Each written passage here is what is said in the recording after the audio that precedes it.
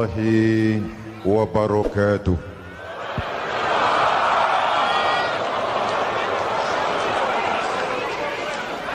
Alhamdulillahillazi anzalal Qur'an hudan linnasi wa bayyinatin minal huda wal furqan. Wassalatu wassalamu ala ashrafil anam wa ala alihi wa ashabihil kiram, amma ba'du. Saudara-saudara hadirin yang saya hormati, yang berbahagia,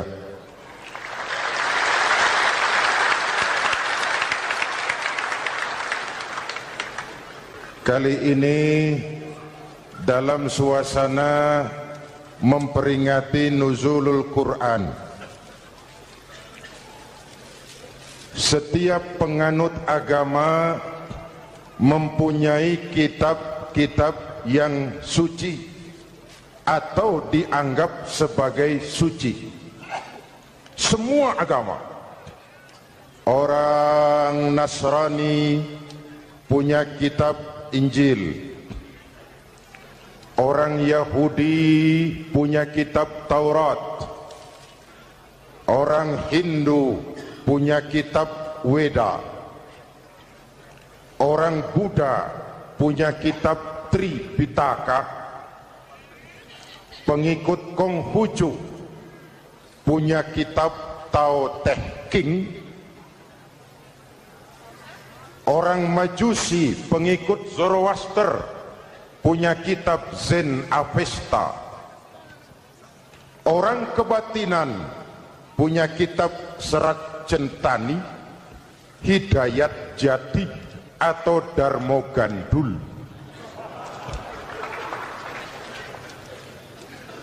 Kita umat Islam oleh Allah diberikan Al-Quran yang kita yakini sebagai kitab suci. Kunaon?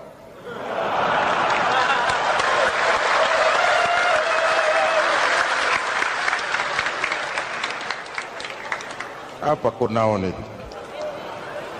Kenapa sih kita yakin Quran itu kitab suci? Pertama, ajarannya sesuai dengan fitrah manusia. Suatu kitab dinamakan suci kalau konsep ajarannya sesuai dengan fitrah. Contoh, ini laki-laki ini seneng nggak sama perempuan? Normal. Kalau nggak seneng saya ragu-ragu. Perempuan seneng nggak sama laki-laki?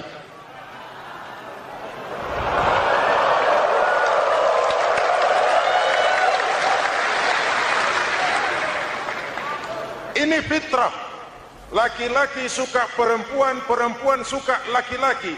Quran memahami itu. Hai laki-laki, kau senang dengan perempuan. Hai perempuan, kau suka dengan laki-laki. Oke, lewat sini, lewat pintu yang disebut nikah. Kalau kitab suci melarang nikah, itu bertentangan dengan fitrah manusia. Maka dalam Quran, mulai dari umat sampai ulama dan segala profesi dianjurkan nikah. Kalau kiai tidak boleh nikah, saya pilih mengundurkan diri, Pak.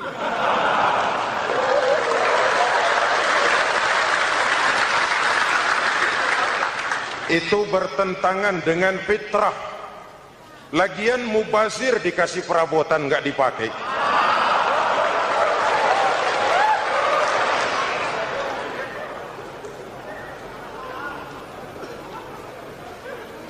Fitrah. Contoh lagi, manusia perlu makan. Kalau ada kitab suci menyuruh puasa terus dari pagi sampai sore sampai malam sampai pagi lagi, eta teh kitab gelo.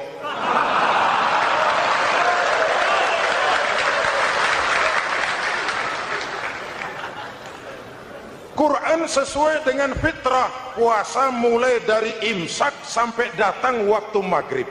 Puasa ngebleng dari pagi sampai sore sampai malam merusak kesehatan. Malam berpuasa boleh bergaul dengan istri. Kenapa? Fitrah. Kalau siang tidak boleh, malam tidak boleh, sebulan penuh panas kepala.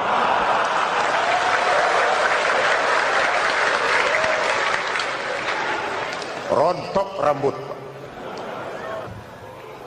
Hadirin yang saya hormati, itu yang pertama. Yang kedua, kita yakini Quran sebagai kitab suci karena isinya tidak saling bertentangan, konsekuen, konsisten.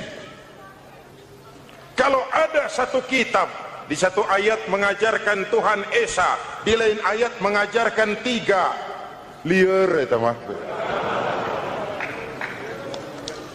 Bagaimana kitab suci isinya paradoks? Bagaimana kitab suci isinya saling bertentangan? Di ayat manapun sekali Quran berkata Allah itu Esa, selamanya Esa. Isinya tidak saling bertentangan. Lalu yang ketiga, kita yakini Quran kitab suci karena dia bersih dari intervensi manusiawi. Sejak turunnya Al-Quran menantang, jikalau kamu ragu terhadap Quran yang kami turunkan kepada hamba kami Muhammad, kamu anggap itu cuma bikinan Muhammad.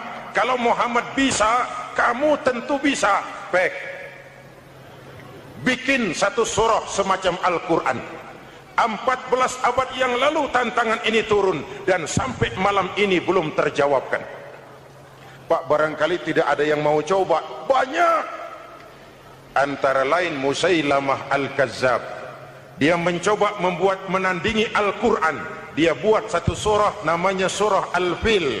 Bunyinya begini, bikinan Musailamah. Al-Fil, wa mal-fil, wa ma adraka mal-fil, lahu khurtumun tawil, wa lahu zail. Sudah berbentuk syair. Isinya apa? Al-Fil, gajah. Wa mal-fil, apakah gajah itu? Wa ma adraka mal-fil, tahukah kamu apa itu gajah? Lahu khurtumun tawil, dia punya belalai panjang. Wa lahu zail, dan dia punya ekor. Nggak usah turun ayat begituan, orang tahu.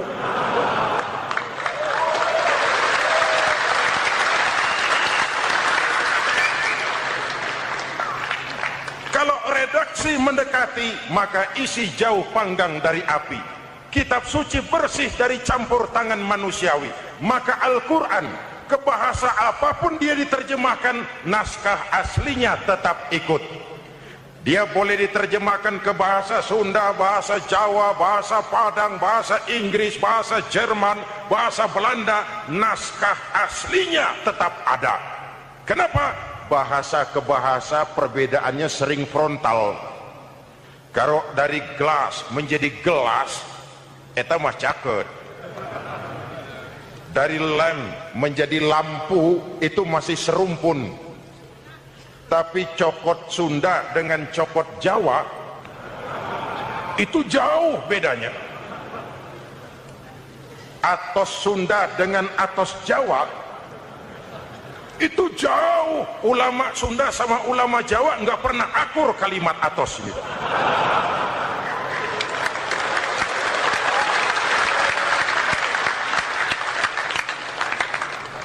Inilah kebenaran janji Allah, inna nahnu nazzalna dzikra wa inna lahu lahafizun. Kami yang turunkan Al-Quran, kami yang akan menjaganya. Ribuan orang hafal Al-Quran. Lalu apa pesan-pesan misi utama Al-Quran? Pertama, menegakkan tauhid. Ini yang lebih dahulu. Membentuk kualitas sumber daya manusia dengan menanamkan nilai-nilai keimanan. Membebaskan dari ketergantungan kepada benda. Ya ayyuhan nasu ubudu rabbakumul ladzi khalaqakum. Hai manusia, Tuhanmu yang perlu kau sembah hanyalah Tuhan yang telah menciptakan kamu. Jangan menyembah Tuhan yang tidak pernah menciptakan kamu. Mengapa kau menyembah harta padahal dirimu lebih berharga dari harta? Kenapa kau menyembah pangkat dan jabatan, padahal dirimu lebih berharga dari pangkat dan jabatan?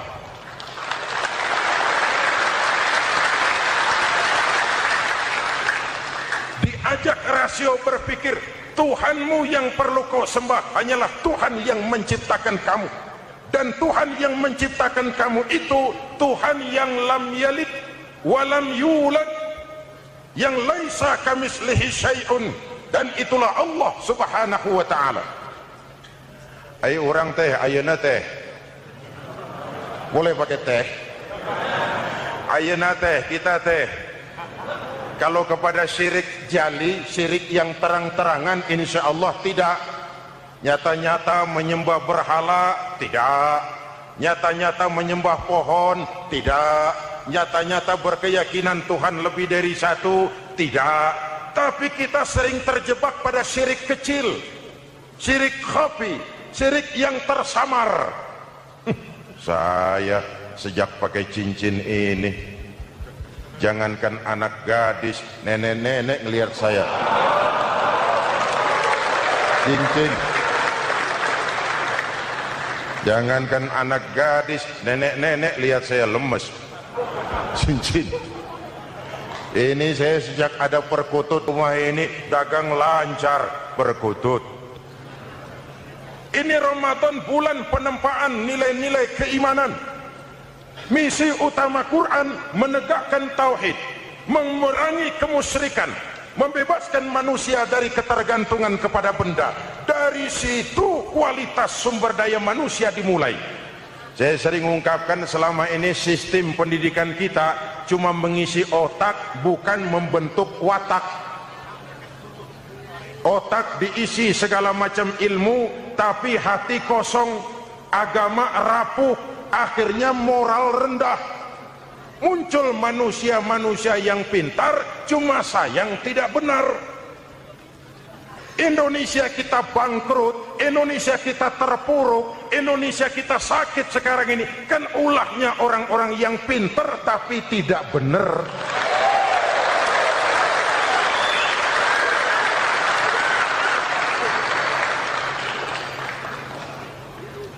Dan kalau saya bicara kayak begini, ini bukan pidato politik, ini nurani. Politik naon kadut.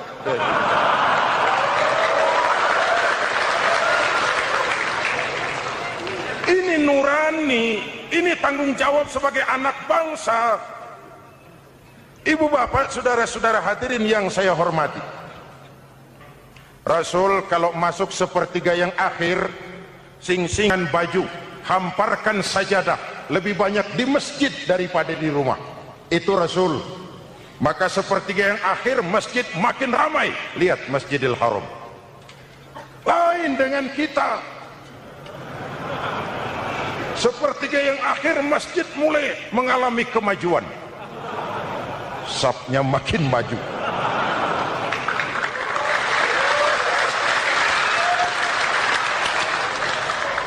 Pasar ramai, terminal beludak. Padahal sepertiga yang akhir itu puncak. Padahal di situ nilai tambah. Dan anggap ini Ramadan terakhir yang diberikan Allah kepada kita. Kenapa? Memang tidak ada jaminan tahun depan ketemu Ramadan lagi.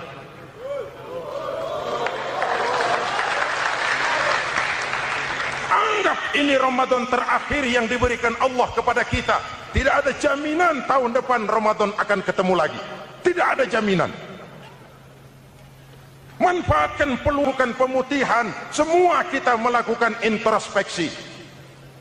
Tidak tahu kita Ramadan tahun depan nanti masih ketemu apa tidak. Sebagaimana kita tidak tahu kita masih hidup atau tidak. Hadirin yang saya hormati, misi kedua Al-Quran, persaudaraan, kebersamaan atas dasar keadilan dan kebenaran. Manusia bersuku-suku, ya. Manusia berbangsa-bangsa, memang itu diakui oleh Al-Quran. Min dzakari wa untha wa ja'alnakum syu'uban wa qabaila. Kami ciptakan kamu dari laki-laki dan perempuan. Kami jadikan kamu bersuku-suku dan berbangsa-bangsa. Apa tujuannya? agar kamu saling mengenal satu dengan yang lain.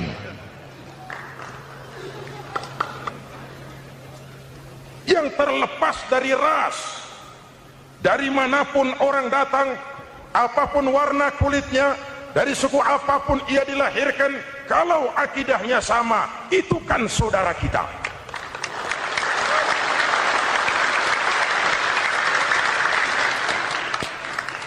Seperti di masjid, kita tidak peduli dari mana kita datang. Yang datang dari kidul, madhab ngulon mang. Yang datang dari sebelah lor, madhab ngulon mang. Yang datang dari sebelah wetan, madhab kulon mang. Yang datang dari kulon, madhab ngulon. Bukan soal dari mana kau datang, tapi satu arah menghadapmu. Kau mau Betawi, mau Sunda, mau Jawa, mau Padang, mau Aceh, mau Batak, mau Ambon, kita satu nusa, satu bangsa, satu bahasa. Marilah kita jadi lem perekat buat lingkungan kita di saat keutuhan kita sebagai bangsa sedang dalam ujian berat. Semangat kebersamaan atas dasar keadilan. Tidak ada mayoritas menekan minoritas. Umat Islam itu kalau besar, dia mampu melindungi yang kecil. Kalau kecil, dia bisa menjaga diri. Tiap solat Jumat, khatib berpesan pada akhir khutbah kedua, Innallaha ya'muru bil adli wal ihsan. Innallaha ya'muru bil adli wal ihsan. Allah memerintahkan kamu menegakkan keadilan dengan argumen, bukan dengan sentimen. Mengajak, bukan mengejek. Merangkul, tidak untuk tujuan memukul. Kalau sebagai bangsa kita utuh, kompak dan bersatu, saya yakin kita akan bisa mengatasi kesulitan-kesulitan sekarang ini.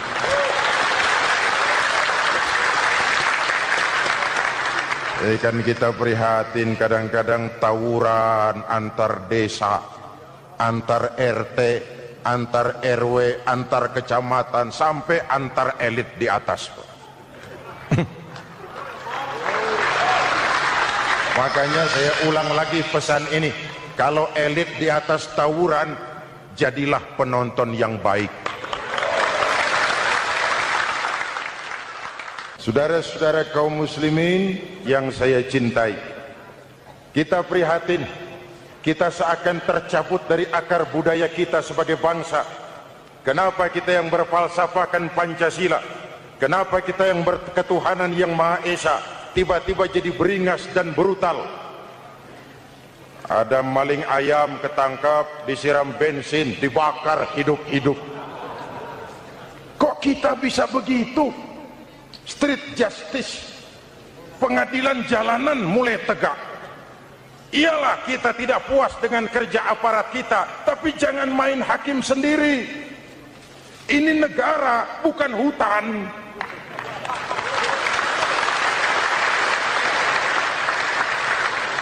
Jangan mencegah kemunkaran dengan menegakkan kemunkaran baru. Oleh hal-hal yang sepele yang mestinya kita bisa mencari jalan keluar dengan baik. Ayo luruskan saf, rapatkan barisan, satukan langkah, tautkan hati. Kita satu umat yang satu, diikat oleh Al-Quran. Hanya dengan kebersamaan kita akan mampu menata hari esok yang lebih baik atas dasar keadilan dan kebenaran. Dulu Muhammad Toha teriak takbir ngadepi Belanda. Bung Tomo teriak takbir ngadepi Belanda. Ayeuna takbir ngadepi batur sadulur salembur. Nanaonan.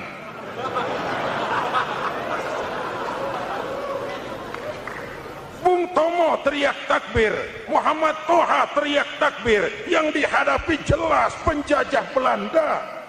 Kita ngadepi saudara sendiri, Allahu Akbar, yang sana teriak Allahu Akbar, setan tepuk tangan di tengah. Yuk kita rukun, yuk kita kompak, yuk kita bersatu, yuk kita pulang, yuk.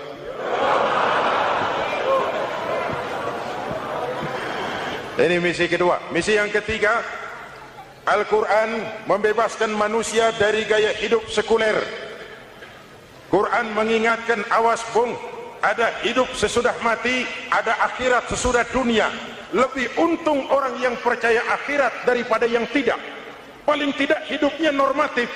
Contoh, saudara yakin akhirat ada, lalu saudara hidup baik-baik, menjauhi yang munkar, meninggalkan yang haram, saudara sujud, puasa, jihad, lalu saudara mati. Setelah mati ternyata akhirat tidak ada.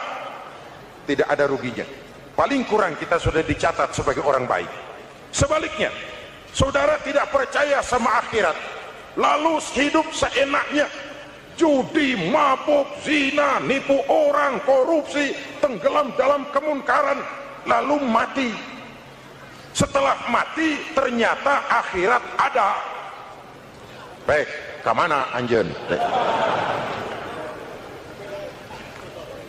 Lebih untung orang yang percaya akhirat ketimbang yang tidak.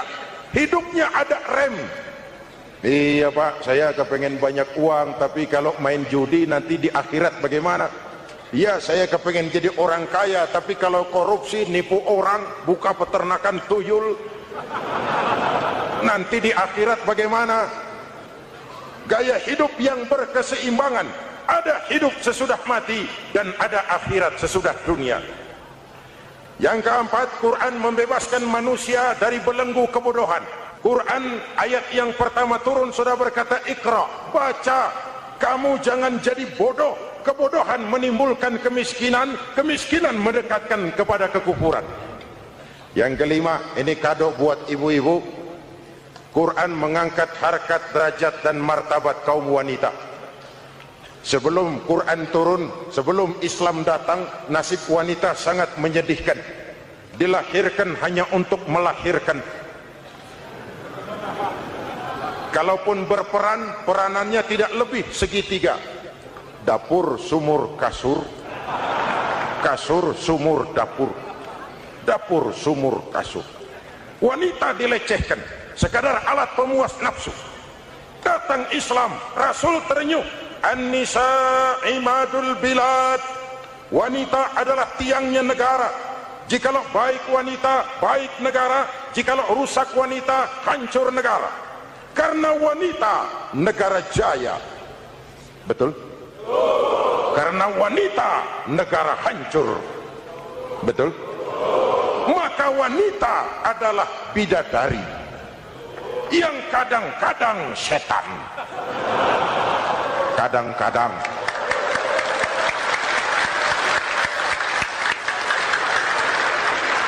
Ini yang hadir di sini bidadari semua. Ibu bapak, saudara-saudara hadirin yang saya hormati. Lalu bagaimana sikap kita terhadap Al-Quran? Quran sendiri menjelaskan, "Tsumma awrasnal kitaba alladzina istafaina min ibadina." Kemudian kami wariskan kitab Al-Quran yang kami pilih buat hamba-hamba kami yang terpilih. Luar biasa. Umatnya umat pilihan, Rasulnya Rasul pilihan, kitabnya pun kitab pilihan. Kami wariskan Al-Quran kepada hamba-hamba kami yang kami pilih. Bagaimana sikap mereka setelah menerima Al-Quran? Terbagi tiga.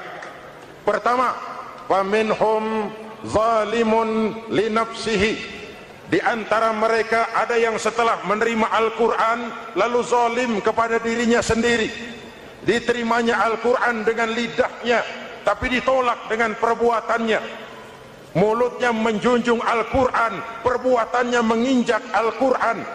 Quran bilang ke barat, dia pergi ke timur. Quran bilang ke selatan, dia berangkat ke utara. Quran bilang haram, dia terjang. Quran bilang halal, dia tidak mau. Orang seperti itu tidak zalim kepada Allah, tapi zalim kepada dirinya sendiri. Apa kalau kita tidak sholat, Allah rugi? Apa kalau kita tidak bayar zakat, Tuhan bangkrut? Apa kalau sedunia tidak ada yang sujud, Tuhan berhenti jadi Tuhan? Kita mau lakon apa, Allah tetap Allah. Kau mau jadi orang baik-baik, mau jadi bajingan paling tengik, mau jadi orang soleh, mau jadi orang salah, Allah tetap Allah. Kita hanya zalim kepada diri kita sendiri. Ini kelompok pertama, menerima Quran dengan ucapannya tapi menolak dalam perbuatannya. Mudah-mudahan kita yang termasuk golongan ini, amin. Yang kedua, wa minhum muqtasid. Di antara mereka ada yang menerima Quran 50-50, separuh-separuh. Yang enak dilaksanakan, yang berat ditinggal. Padahal pada sisi lain Quran mengajarkan masuklah ke dalam Islam secara total, kafah, jangan separuh-separuh. Ini watak munafik. Kalau dilihat Islam menguntungkan, rame-rame teriak Islam. Ketika diminta berjihad, diminta berkorban, diminta zakat, rame-rame mengundurkan diri. Saya bangkrut pak, saya miskin pak, saya pailit pak. Mental itu dalam awal-awal Baqarah dijelaskan. Kullama adha'a lahum masyaw fih wa idza adlama alaihim qamu. Kalau terang mereka berangkat, kalau gelap mereka mandek. Itu ciri orang munafik beragama. Kalau Islam menguntungkan, rame-rame teriak Islam. Ketika diminta berjihad, berkorban, berjuang, rame-rame mengundurkan diri. Muqtasid. Golongan yang ketiga, ini yang ideal. Wa minhum sabiqum bil khairati biiznillah. Di antara mereka ada yang setelah menerima Al-Quran lalu berlomba-lomba mengamalkannya, berlomba-lomba melaksanakannya. Jangan sampai yang baca Quran dengan suara merdu dapat piala, yang mengamalkan Quran dengan konsekuen dapat penjara.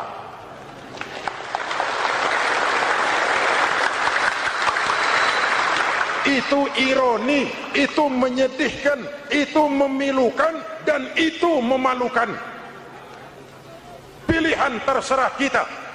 Satu hadis Rasulullah mengajarkan begini: Man ja'alal Qur'ana amamahu qadahu ilal jannah wa man ja'alal Qur'ana khalfahu saqahu ilan nar.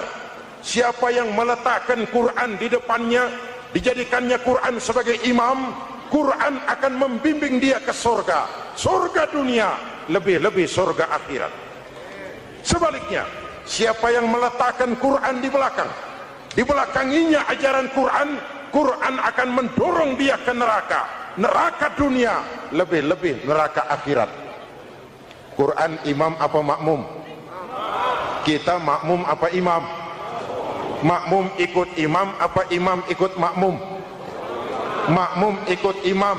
Jikalau Quran adalah imam, jikalau kita adalah makmum, ke barat kata Quran, ke barat kita berangkat. Ke timur kata Quran, ke timur kita menuju. Halal kata Quran, itu yang kita ambil.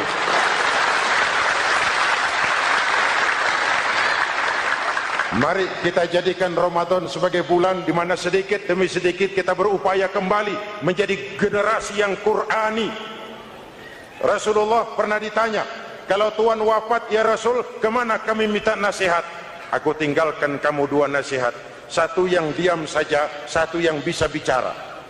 Yang bisa bicara apa ya Rasul? Al-Quran. Minta nasihat Quran. Yang diam saja apa ya Rasul? Maut. Dalam hidup ada dua nasihat. Nasihat yang bisa bicara, Al-Quran. Nasihat yang diam saja, maut. Mau dagang, minta nasihat Quran.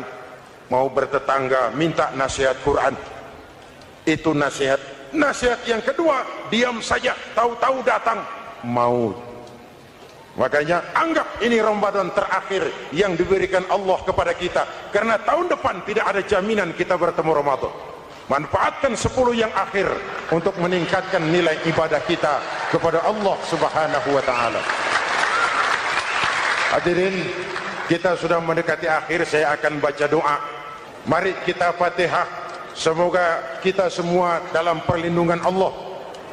Ala hadhihi niyyah wa ila hadratin Nabi. Al-Fatihah.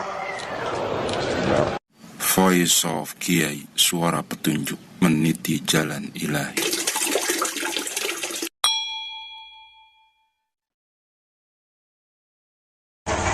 الحمد لله الذي أنزل القرآن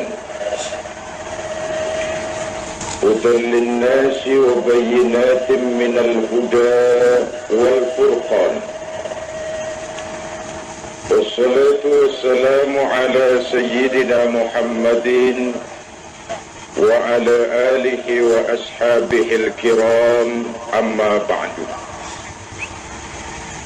Bapak Wali Kota Madya Surabaya yang saya hormati, Bapak Ketua DPRD, Bapak Kepala Depdikbud Jawa Timur, hadirin hadirat terutama anak-anakku OSIS SMA Negeri Komplek Wijaya Kusuma, serta para pemuda-pemudi yang saya cintai. Seperti halnya Bapak Wali Kota tadi, saya pun bangga dan terharu betapa anak-anak kita telah melakukan satu upaya dengan mengerahkan segala kemampuan yang mereka miliki untuk menyelenggarakan malam nuzulul Quran ini.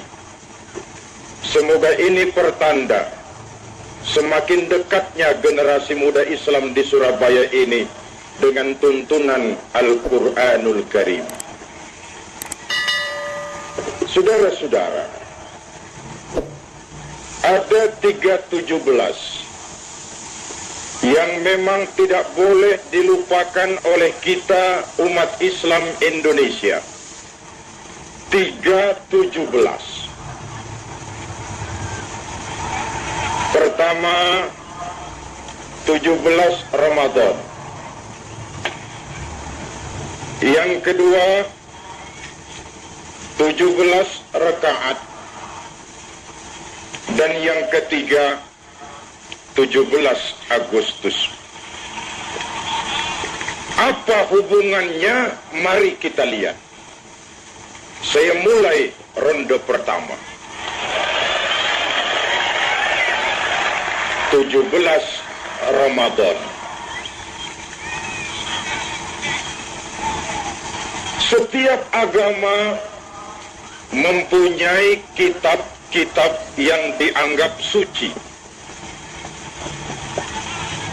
Orang Yahudi punya kitab Taurat.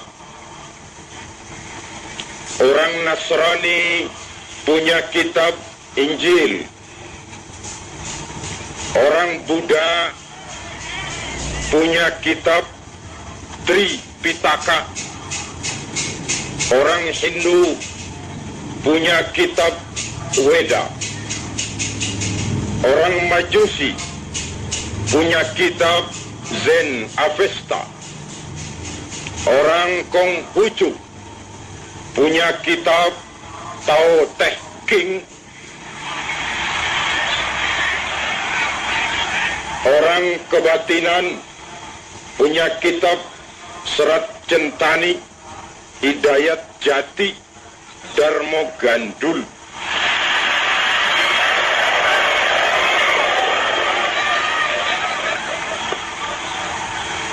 Dan kita umat Islam oleh Allah Subhanahu wa ta'ala diberikan Al-Quran.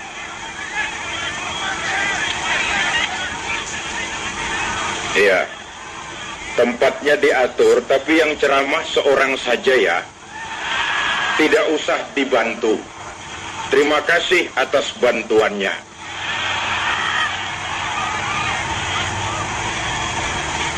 Kalau demikian banyak kitab yang masing-masing mengklaim diri sebagai kitab suci, perlu satu batasan. Apa sebenarnya kitab suci itu? Mari kita lihat. Pertama, suatu kitab dinamakan suci kalau ia bersih dari intervensi dan investasi manusiawi. Dengan bahasa mudah, suatu kitab dinamakan suci Kalau manusia tidak sanggup membuat yang seperti itu, kalau manusia masih sanggup membuatnya, nilai kitab itu paling tinggi kitab filsafat. Dan kitab filsafat bukan kitab suci. Mari kita periksa. Kitab mana yang sampai malam ini tidak seorang pun sanggup membuatnya? Sejarah menyatakan cuma Al-Quran saja.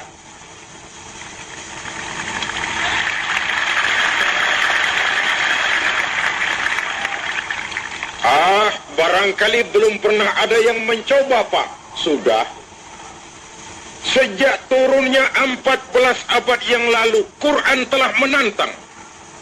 Wa in kuntum fi raibin mimma nazzalna ala abdina fa'tu bi suratin min mislih wad'u syuhada'akum.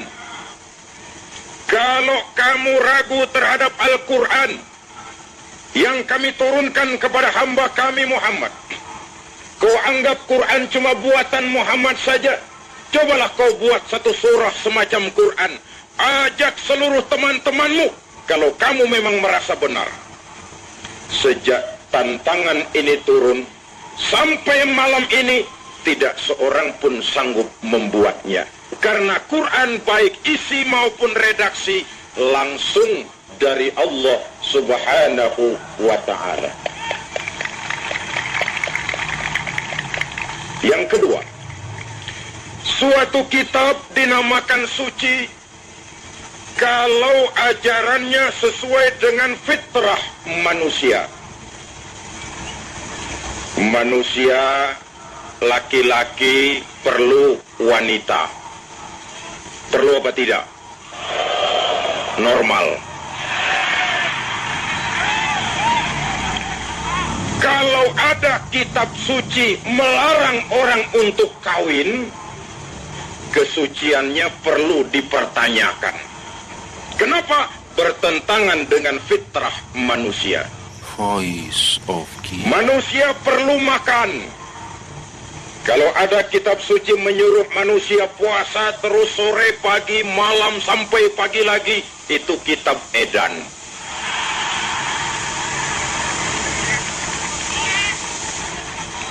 Allah ini pencipta manusia. Allah yang menurunkan Quran. Tentu Quran ini sesuai untuk manusia. Pabrik mobil di Itali bikin mobil namanya Fiat. Lalu dia keluarkan buku petunjuk. Mobil ini namanya Fiat. Kecepatan maksimal sekian ratus kilometer per jam. Daya angkut maksimal sekian ratus kilogram. Kalau rusak memperbaikinya begini, onderdilnya ini. Karena pabriknya yang membuat mobil, pabriknya juga yang mengeluarkan buku, tentu buku sesuai dengan mobilnya. Dan tidak mungkin saudara punya mobil Fiat rusak, tapi saudara perbaiki dengan menggunakan buku petunjuk yang dikeluarkan oleh pabrik mobil Toyota. Mobil akan makin amburadul. Artinya, kalau manusia ingin baik, dia harus menggunakan buku petunjuk yang dikeluarkan oleh yang bikin manusia. Dan buku itu sudah turun. 114 surah, 30 juz, 6.666 ayat. Seluruh konsep Quran sesuai dengan fitrah manusia. Apabila perintahnya ditunjang oleh kemampuan yang menurun, maka stres perintah itu lalu menurun. Sholat wajib berdiri, itu kalau sanggup. Tidak sanggup berdiri, silahkan duduk, itu kalau sanggup. Tidak sanggup sholat duduk, sholatlah sambil berbaring, itu pun kalau sanggup. Tidak sanggup sholat dengan berbaring, sholat pakai isyarat, itu pun kalau sanggup. Tidak sanggup dengan isyarat, sholat dalam hati, itu pun kalau mampu. Tidak mampu sholat dalam hati, disolatkan sesuai dengan kemampuan. Kadang-kadang sebagian anak muda mengeluh, Pak, Quran itu sulit, ini tidak boleh, itu tidak boleh, ini tidak boleh, bagaimana kita hidup? Anak-anakku para remaja, Quran tidak sulit. Ketahuilah bahwa dalam Quran semuanya boleh. Ini boleh, itu boleh, ini boleh, semua saja dalam Quran boleh. Yang tidak boleh cuma satu. Yang lain semua boleh. Cuma satu yang tidak boleh dalam Quran, yaitu yang dilarang. Itu saja. Kalau tidak dilarang mesti boleh. Ma anzalna 'alaikal Qur'ana litasqa illa tadhkiratan liman yakhsha. Kami tidak menurunkan Al-Quran untuk bikin sulit kamu. Kami tidak menurunkan Al-Quran untuk menyusahkan kamu. Ia sekadar satu peringatan bagi orang yang takut kepada Allah Subhanahu wa ta'ala. Suatu kitab dinamakan suci kalau isinya sesuai dengan fitrah manusia. Yang ketiga, suatu kitab dinamakan suci kalau isinya tidak saling bertentangan. Kalau ada kitab suci, di satu ayat mengajarkan Tuhan Esa, di lain ayat mengajarkan Tuhan Tiga, itu kitab kacau. Bagaimana mungkin suatu kitab suci, tapi isinya saling bertentangan? Dari tiga kriteria ini, kita yakini Quran benar-benar kitab suci. Apa jasa Quran kepada kehidupan manusia? Pertama, Quran membebaskan manusia dari ketergantungan kepada benda. Membebaskan manusia dari belenggu kemusyrikan dan kekufuran. Memperkenalkan manusia kepada Allah Tuhan yang sebenarnya. Menanamkan tauhid, meneguhkan keyakinan akan kebenaran. Keyakinan akan kebenaran yang tidak ditunjang oleh kemampuan materi, tapi karena keyakinan akan kebenaran itu sendiri. 13 tahun perjuangan yang penuh kepedihan selama di Mekah. Hanya membebaskan manusia dari ketergantungan kepada benda. Asyhadu an la ilaha illallah. Saya bersaksi tidak ada Tuhan selain Allah. Maka saya tidak akan menyembah kecuali hanya kepada Allah. Saya tidak akan takut kecuali hanya kepada Allah. Saya tidak akan melarikan persoalan kecuali hanya kepada Allah. Saya tidak akan menggantungkan hidup kecuali hanya kepada Allah. Sekaligus membentuk pribadi yang tegar, tangguh, mampu menghadapi tantangan dan kesulitan. Tadi Pak Wali Kota benar. Quran tidak mendidik generasi muda menjadi cengeng, takut menghadapi kesulitan. Tidak. Islam bukan agamanya orang pemalas. Quran bukan kitab suci yang mengajarkan agar setelah sholat kita ngelohom, nggelenggem, ayem-ayem, menunggu keajaiban dari langit sambil menghitung bintang, seraya mengumpulkan jikalau, seolah-olah segala persoalan bisa diselesaikan dengan sim, salabim, abracadabra. Tidak. Quran adalah kitab yang mengajarkan فَإِذَا قُضِيَتِ الصَّلَاةِ فَانْتَشِرُوا فِي الْأَرْضِ وَابْتَغُوا مِنْ فَضْلِ اللَّهِ. Kalau sholat sudah selesai kamu kerjakan, bertebaranlah di permukaan bumi, cari karunia Tuhanmu. Jangan ndelohom, nggelenggem, ayem-ayem. Tidak.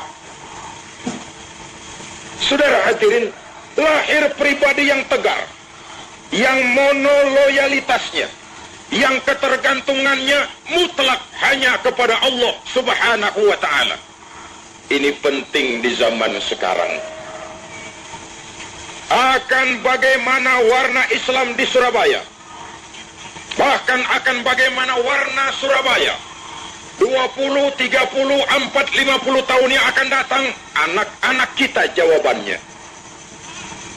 maka tidak ada yang lebih menggembirakan selain kalau kita melihat mereka mau hidup dekat dengan agama.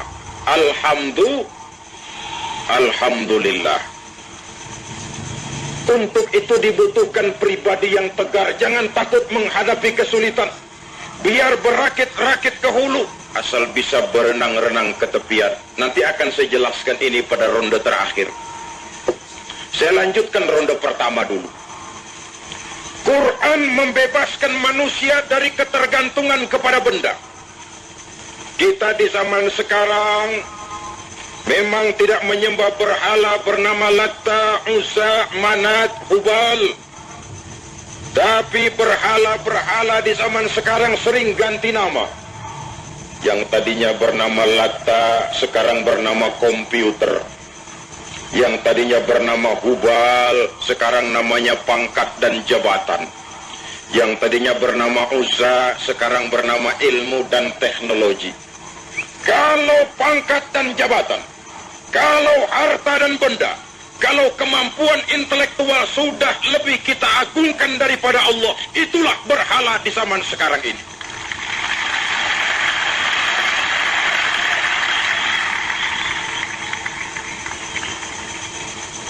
Mari menjaga sebersih-bersih tauhid, memelihara semantap-mantap iman, sebab dari sini lahir kepribadian yang tegar, yang hanya mempunyai satu ketergantungan kepada Allah Subhanahu wa ta'ala.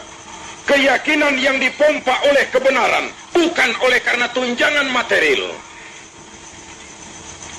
3 hari sebelum puasa, pagi-pagi setelah sholat subuh, datang tamu ke rumah saya. Selamat pagi Pak Zain. Selamat pagi. Bisa bicara 4 mata? Bisa. Bisa, kebetulan mata saya utuh. Mari silakan masuk ke dalam. Di dalam dia perkenalkan diri. Perkenalkan Pak Zain, saya pendeta. Ya, kalau pendeta kenapa? Saya juga doktor. Lalu, dosen sekolah tinggi teologi yang mencetak calon-calon pastor. Apa hubungannya dengan saya? Terus terang Pak Zainuddin, saya dan teman-teman paling benci dengar pidato Pak Zainuddin. Saya bilang bagus. Pidato Pak Zainuddin di Jawa Barat, Jawa Tengah, Jawa Timur, di Sumatera Utara, di Sulawesi Selatan, bikin telinga kami merah. Lalu bagaimana? Sekarang tiap pagi saya dengar pidato Pak Zainuddin. Di mana? Di radio. Lalu dari telinga saya merah sampai biru sampai putih sampai saya tenang sekali. Maksudnya, saya pikir kok iya ya, kok logis bahwa keyakinan tidak bisa ditegakkan dengan supermi.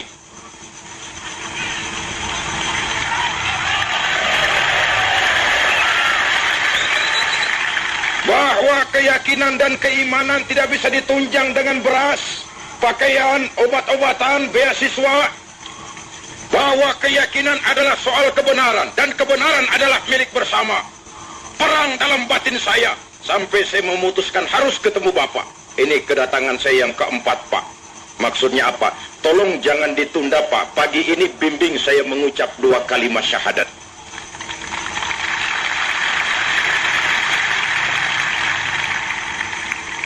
Saya bilang alhamdulillah. Bahwa keyakinan ini soal kebenaran. Kebenaran adalah milik bersama. Seluruh manusia berasal dari Allah Tuhan yang sama. Rasul yang 25 sumbernya sama, Allah yang sama. Ajaran mereka tentang Allah pasti sama. Semua Rasul mengajarkan la ilaha illallah. Hanya sambungannya yang berbeda. Di zaman Nuh tentu la ilaha illallah, Nuh Rasulullah. Di zaman Ibrahim la ilaha illallah, Ibrahim Rasulullah. Di zaman Musa la ilaha illallah, Musa Rasulullah. Di zaman Isa la ilaha illallah, Isa Rasulullah. di zaman Muhammad sampai hari akhir. La ilaha illallah Muhammadur Rasulullah. Esensinya sama. La ilaha illallah. Jadi kalau ada Rasul tidak mengajarkan la ilaha illallah, jelas itu Rasul assembling. Pabriknya lain. Nah, adik-adik remaja, kau calon pemimpin. Akan bagaimana warna Indonesia? Akan bagaimana warna Islam di Indonesia? Kau jawabannya. Sebagai calon pemimpin, kau harus memantapkan imanmu lebih dulu. Di sini segalanya bertumpu.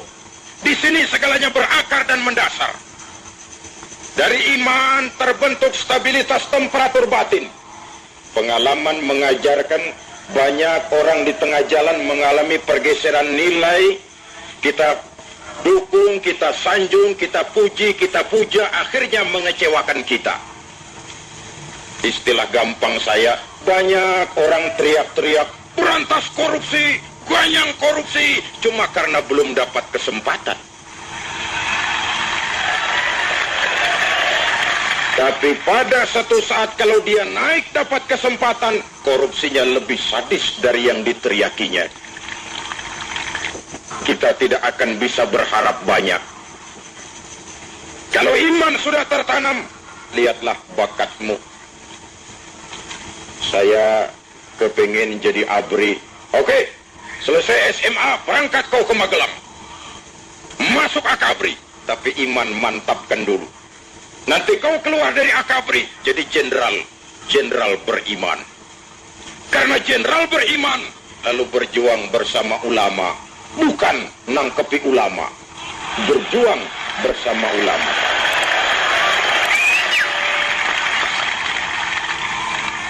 Kau jadi teknokrat beriman.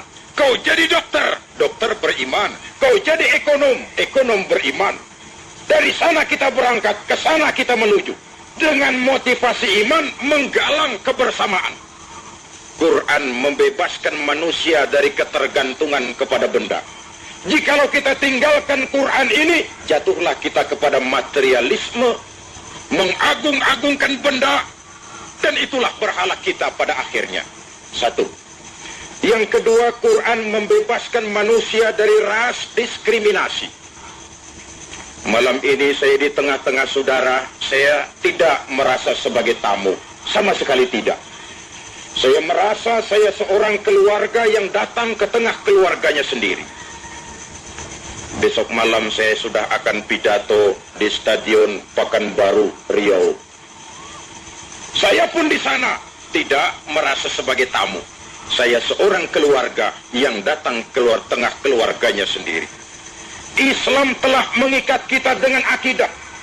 Dari manapun orang datang, apapun warna kulitnya, bahasa apapun yang dipakainya, kalau akidahnya sama, itu saudara kita. Baju boleh berbeda, jaket dan kaos boleh tidak sama, bendera boleh beraneka warna, tapi jikalau bernama Muslim, cari persamaannya, jangan memperbesar perbedaannya. Dan lewat masanya di mana umat Islam berpecah karena persoalan kecil yang tidak prinsip. Sudah datang waktunya kita menyusun saf yang lebih teratur dan terarah.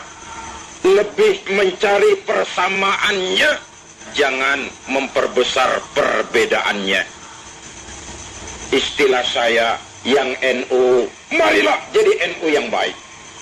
Yang Muhammadiyah, marilah jadi Muhammadiyah yang baik. Yang Persis, marilah jadi Persis yang baik. Mari menyadari, musuh NU bukan Muhammadiyah, musuh Muhammadiyah bukan NU. Musuh kita bersama, maksiat, munkarat, kebatilan, kezaliman, kemiskinan, kebodohan, keterbelakangan. Yang musuh jadikan musuh, yang teman mari kita rangkul.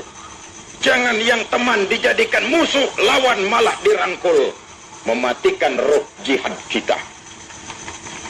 Islam telah mengikat kita dengan akidah. An-nasu kulluhum li Adam wa Adam min turab. La fadla li Arabiyyin ala ujamiyyin illa bitaqwa.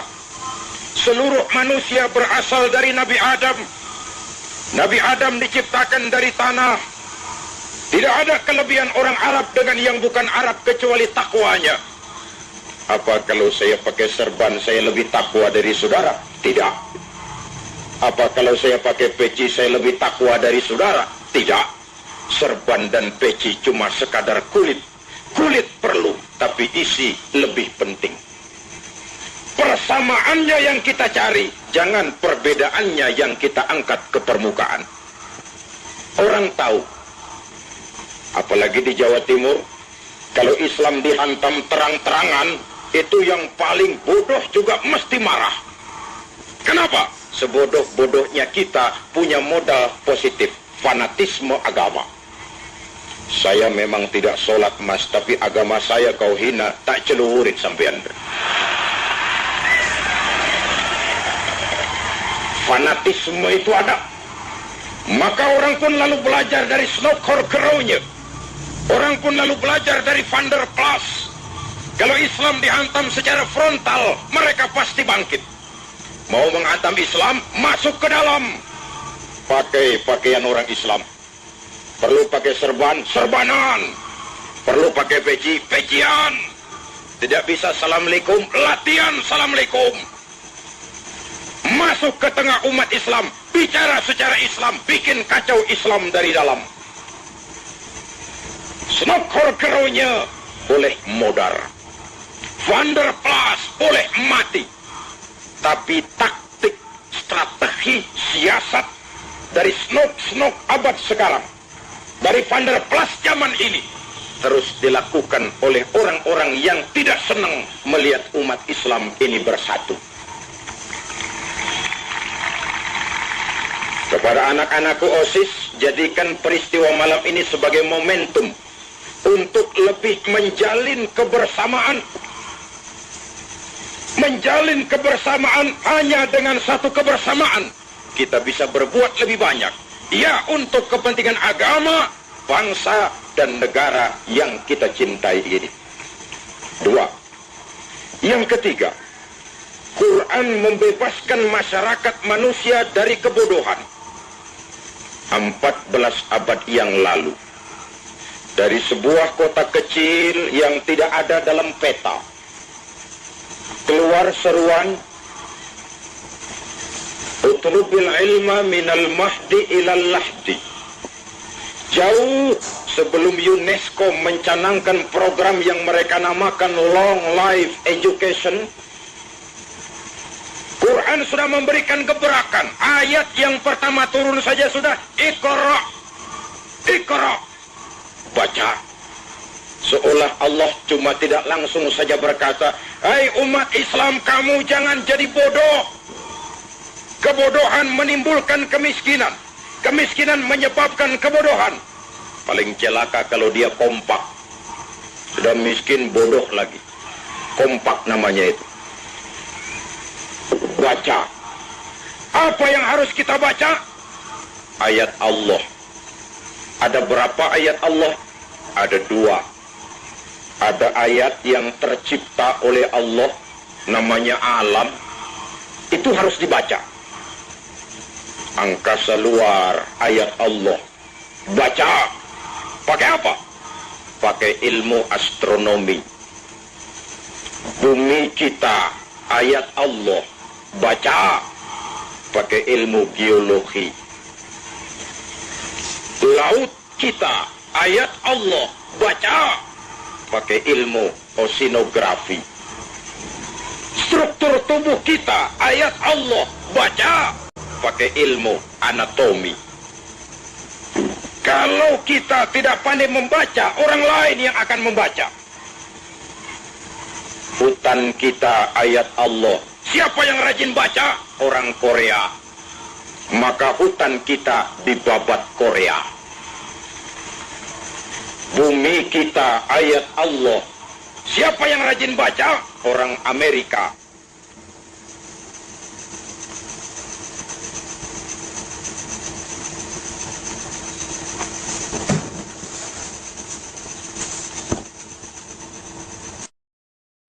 ayat Allah.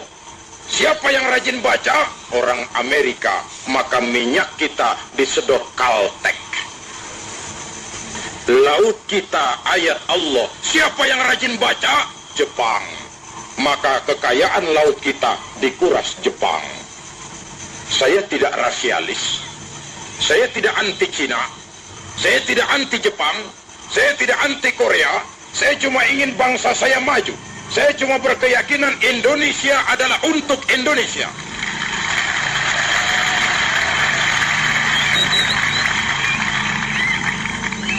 Jangan jadi tamu di rumah sendiri. Jangan jadi penonton di lapangan sendiri. Ini negara kita. Kemerdekaan diperjuangkan oleh orang-orang tua kita. Kita jaga dan kita pertahankan bersama. Alam yang begini subur, negara yang begini makmur, kalau kita tidak punya kemampuan mengolahnya, orang lain yang akan mengambil manfaatnya. Jadilah kita penonton di lapangan sendiri. Ironi, menyedihkan sekaligus memalukan dan memilukan. Karena itu berenanglah terus. Saya lebih baik makan singkong betulan daripada makan roti mimpi. Apa yang saya maksud?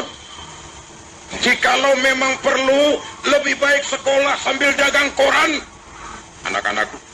Lebih baik sekolah sambil parkir mobil. Lebih baik sekolah sambil semir sepatu daripada biar berakit-rakit kita ke hulu, asal bisa berenang-renang ke tepian. Plato bijaksana pada saat dia berkata, "Hai generasi muda, berpikirlah kamu di waktu pagi, bekerjalah di waktu siang, makanlah di waktu sore, tidurlah di waktu malam." Berpikir di waktu pagi, belajar selagi remaja. Bekerjalah di waktu siang, kalau sudah dewasa, amalkan ilmumu untuk kepentingan agama, bangsa dan negara. Makanlah di waktu sore, hari tua tinggal menikmati hasilnya. Tidurlah di waktu malam, matilah dengan tenang. Kalau pagi kau tidak berpikir, nanti siang kau tidak akan bisa bekerja. Kalau siang kau tidak mau bekerja, nanti sore makan apa? Kalau sore tidak makan, alamat malam tidak bisa tidur.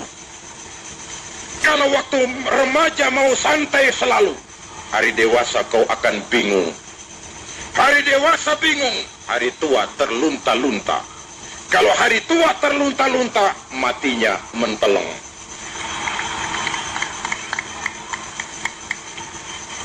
Ingin jadi pohon tinggi, harus berani tertiup angin. Semakin tinggi pohon, semakin keras angin. Takut tertiup angin, tidak usah jadi pohon tinggi. Silahkan jadi rumput. Tidak ditiup angin memang, tapi diinjak kerbau. Tidak ada yang tanpa resiko. Semakin tinggi cita-cita dan keinginan, semakin banyak kita harus berbuat. Saudara hadirin yang saya hormati, ilmu, ayat yang tercipta. Yang kedua, ayat yang terucap oleh Allah, wahyu namanya. Malam ini kita peringati turunnya Al-Quranul Karim. Bagaimana sikap kita terhadap Al-Quran, ayat yang berbentuk wahyu yang terucap oleh Allah? Nabi memberikan pilihan. Man ja'alal Qur'ana amamahu qadahu ilal jannah. Wa man ja'alal Qur'ana amamahu qadahu ilal jannah. Wa man ja'alal Qur'ana khalfahu saqahu ilan nar. Siapa yang menempatkan Al-Quran itu di depannya, dijadikannya Al-Quran sebagai imam, maka Quran akan membimbing dia ke surga. Surga dunia, lebih-lebih surga akhirat. Sebaliknya, siapa yang menjadikan Quran sebagai makmum, dibelakanginya Al-Quran, maka Quran akan mendorong dia ke neraka. Neraka dunia, lebih-lebih neraka akhirat. Pilihan terserah kita. mau menjadikan Quran sebagai imam ataukah sebagai makmum. Idealnya dan sesuai dengan keyakinan kita, Quran itu adalah imam. Kalau Quran imam, kita adalah makmum. Resikonya, makmum wajib ikut imam. Imam ruku, kita ruku. Imam sujud, kita sujud. Ke barat kata Quran, ke barat kita pergi. Ke timur kata Quran, ke timur kita menuju. Halal kata Quran, tinggalkan itu. Haram menurut Quran, tinggalkan itu. Halal kata Quran, ambil itu. Makmum. Saudara hadirin yang saya hormati, untuk berimam kepada Al-Quran, bagaimana jalan yang harus kita tempuh? Pertama, jadikan membaca Al-Quran salah satu kegemaran dalam hidup. Iya, tidak apa-apa. Sebentar. Jadikan membaca Al-Quran salah satu kegemaran dalam hidup. Terutama anak-anakku para remaja, bahwa kalian senang kepada suaranya Madonna, tidak jelek. Kalian suka kepada suaranya Michael Jackson, silahkan. Sekalian suka kepada suaranya Andy Williams, silahkan. Tapi jangan sampai penghargaan kita kepada semua itu mengalahkan penghargaan kita kepada bacaan Al-Quranul Karim. Mari kita hidupkan rumah tangga Islam dengan bacaan Al-Quran. Bukankah Nabi berpesan, nawiru buyutakum bitilawatil Quran, sinari rumah tanggamu dengan bacaan Al-Quran. Listrik hanya sanggup menerangi gelap, tapi tidak akan sanggup menerangi hati manusia.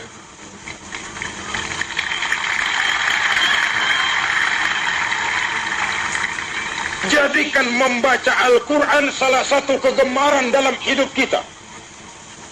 Yang kedua, setelah menanamkan kegemaran membaca, usahakan memahami isinya. Adik-adik remaja, anak-anakku di OSIS, pelajari Al-Quran. Setelah tanamkan kegemaran membaca, usahakan memahami isinya. Bagaimana caranya? Mudah. Kalau ingin tahu cara bikin tahu, jangan bertanya kepada montir mobil. Montir mobil jenius, ahli bab mesin. Tapi kalau akan tanya tentang caranya membuat tahu, bertanyalah kepada tukang tahu. Artinya menurut bahasa Al-Quran, fas'alu ahla dzikri in kuntum la ta'lamun. Kalau kamu memang tidak tahu, bertanyalah kepada yang tahu. Siapa yang tahu Al-Quran? Ya tentu orang yang ahli di bidang itu, para ulama, para kiai, para ustadz. Saya perlu mengingatkan ini, sebab belakangan ini sering muncul orang-orang yang hanya mengandalkan kemampuan intelektual, lalu mengutak-ngutik Al-Quran menurut kemampuan intelektualnya, yang kadang-kadang bahasa Arab pun mereka tidak mengerti. Disesuaikannya Al-Quran dengan penalaran intelektual, maka sering timbul pendapat yang aneh, nyeleneh. Ayat Quran itu elastis, dibawa kemana saja mau. Dibawa kemana saja ayat Quran itu mau, elastis, mudah dimanfaatkan. Karena itu saya termasuk yang bersyukur Pak Wali dengan berlakunya asas tunggal. Sebab setelah asas tunggal ini tidak ada lagi yang perang ayat tanding hadis. Hadirin yang saya hormati, apapun yang terjadi di lapangan ini, saya mengharap saudara-saudara kita semua tetap bisa menjaga ketenangan, keamanan, dan ketertiban. Mari kita buktikan bahwa kita datang kemari bukan untuk hura-hura. Kita datang kemari untuk satu niatan yang luhur, menjaga iman, memantapkan akidah. Saudara hadirin, untuk lebih menenangkan suasana, saya mengajak kita semua kembali mengumandangkan sholawat badar. Mudah-mudahan acara ini tetap berlangsung seperti yang kita harapkan. Amin. Allahumma salli wa sallim wa barik alaih. Salatullah, salamullah ala taha rasulillah. Salatullah, salamullah ala yasin habibillah. Mari sama-sama. Salatullah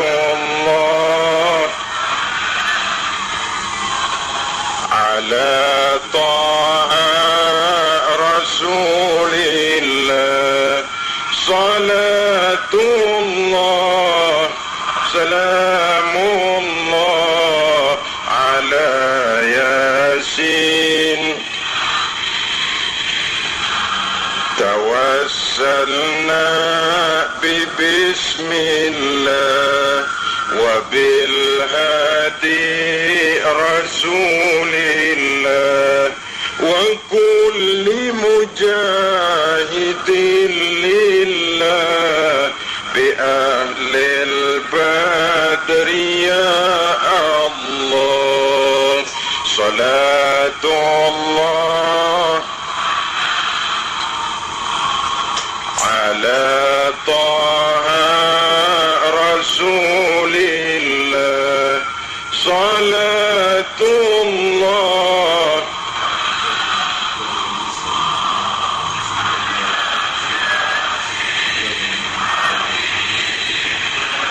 ilahi sallimil ummah minal afati wan niqmah wa min hammi wa min ghummah bi ahlil badri ya Allah. Salatullah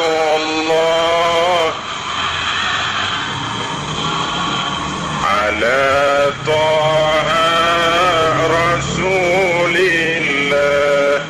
Salatullah